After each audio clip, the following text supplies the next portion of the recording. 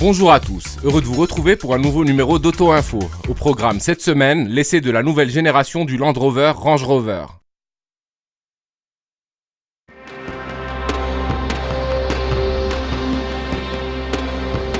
Range Rover, le plus exclusif, le plus prestigieux des 4x4 de franchissement, subit une refonte totale. Si sa ligne extérieure, intemporelle, plaît encore et toujours, son architecture mécanique a été complètement remodelée. Sa structure métallique a été changée en aluminium parce qu'auparavant il y avait de l'acier et il gagne 400 kg, ce qui se répercute positivement sur la consommation. La gamme de motorisation est presque la même, il adopte les V6 et le V8 qu'il avait auparavant, mais dont la puissance est largement reboostée. Nous allons aujourd'hui assister à un essai international qui se déroule au Maroc entre Essaouira et Marrakech et auquel vont assister des dizaines de journalistes venus des 4 coins du monde pour tester la nouvelle génération du Range Rover. Allez, c'est parti!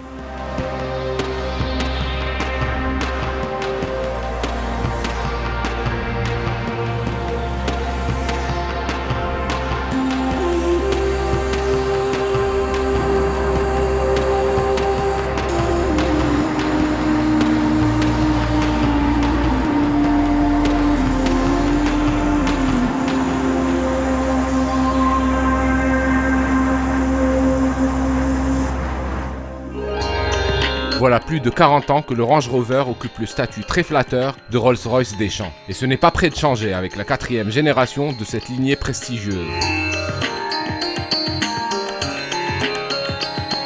La génération précédente semblait difficile à surpasser en termes de distinction et d'efficacité. Le nouveau Range y parvient en capitalisant sur ce qui faisait la force de son devancier, tout en s'emparant des dernières innovations technologiques du moment.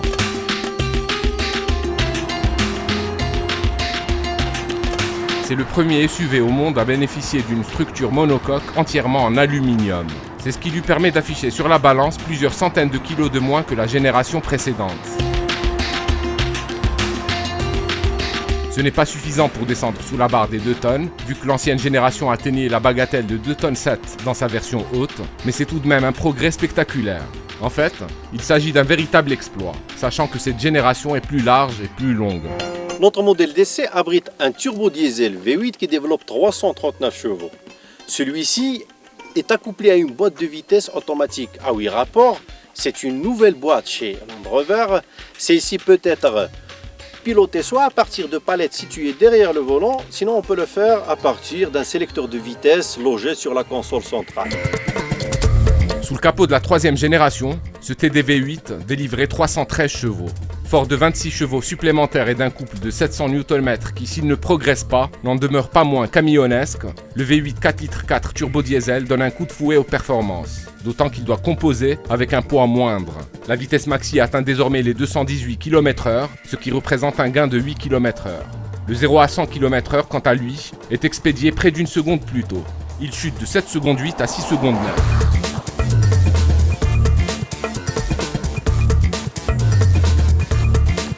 Cependant, ce qui est le plus bluffant avec le nouveau Range, c'est l'agilité dont il fait montre, dorénavant. Ses concepteurs n'ont pas ménagé leurs efforts pour obtenir un comportement routier plus incisif. Nouvelle architecture des châssis avant et arrière, suspension pneumatique aux 4 roues, revue de fond en comble, etc. Cela rapproche la tenue de route du Range de celle d'une berline. Que ce soit dans les ruelles étroites de la Médina d'Essaouira ou sur les routes torturées du Grand Atlas, on apprécie la précision de la direction électrique, qui mène à la baguette le train avant, mais aussi la consistance du freinage. Le compromis offert par les suspensions est un autre motif de satisfaction. Les tronçons rocheux et caillouteux sont avalés d'un trait et les mouvements de caisse sont bien contenus, malgré la garde au sol record du Range qui approche les 30 cm. L'importance de la garde au sol a dû vous mettre la puce à l'oreille. Le navire amiral de Land Rover ne renie pas son ADN. Il en impose plus que l'écrasante majorité des SUV du marché en hors-piste. Il améliore même les capacités de franchissement de son prédécesseur grâce à une version évoluée du fameux Terrain Response. Ce système travaille de concert avec la transmission intégrale. En analysant des milliers de paramètres en temps réel, il sélectionne automatiquement le programme le mieux adapté aux conditions de roulage. Nous avons eu l'occasion de plonger l'Orange dans des terrains inhospitaliers, un kiff pas possible. Les organisateurs de ces essais internationaux ont sélectionné pour nous un parcours incroyablement exigeant, fait de dunes, de passages à gué, de pistes plus ou moins défoncées, de raigs, ces ensembles rocheux en apparence insurmontables.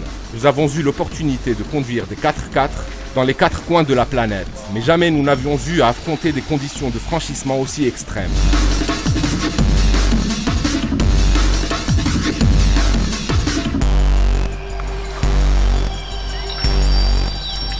Tout au long de cet essai, nous avons été autant émerveillés par ces panoramas fabuleux que par l'aisance affichée par l'Orange.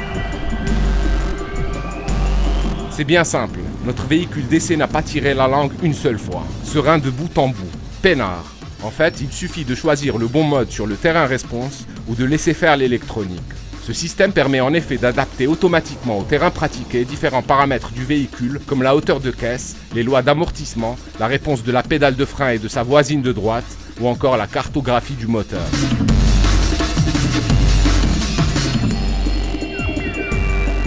Il n'est pas sûr cependant que les futurs proprios d'Orange ressentent l'envie de plonger cette gravure de mode dans des terrains peu civilisés. Certes, sa garde au sol est généreuse. Certes, il passe absolument partout avec une rare aisance. Il n'empêche qu'il serait bien dommage d'abîmer ou ne serait-ce qu'érafler les boucliers ou les jantes d'un véhicule aussi distingué.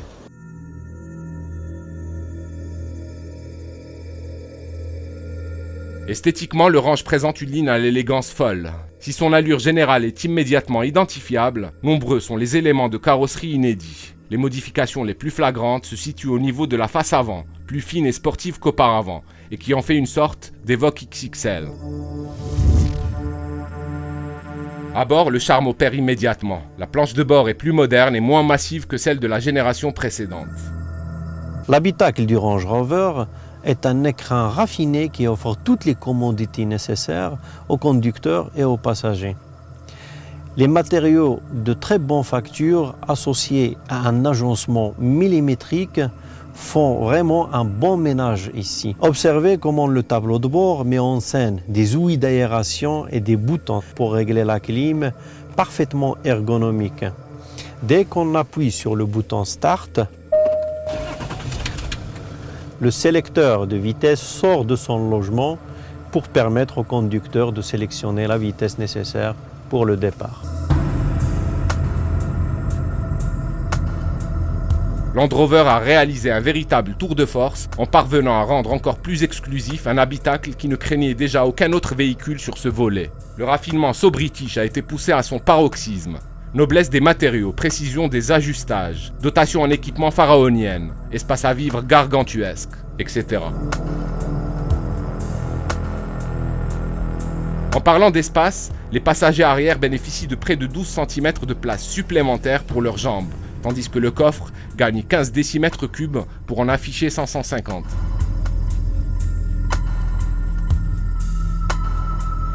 Le coffre à ouverture automatique peut être ouvert soit à partir d'un bouton situé sur le tableau de bord, sinon on peut le faire à partir de la télécommande. Celui-ci offre un immense volume de chargement, de quoi prendre tout le bagage nécessaire à une excursion par exemple. De même, on peut le fermer à partir de la télécommande. Observez.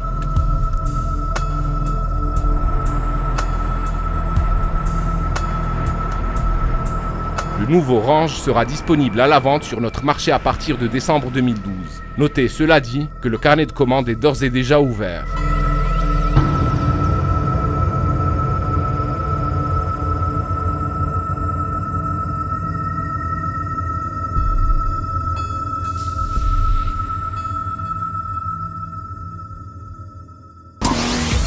C'était Auto Info, rendez-vous même heure, même chaîne la semaine prochaine.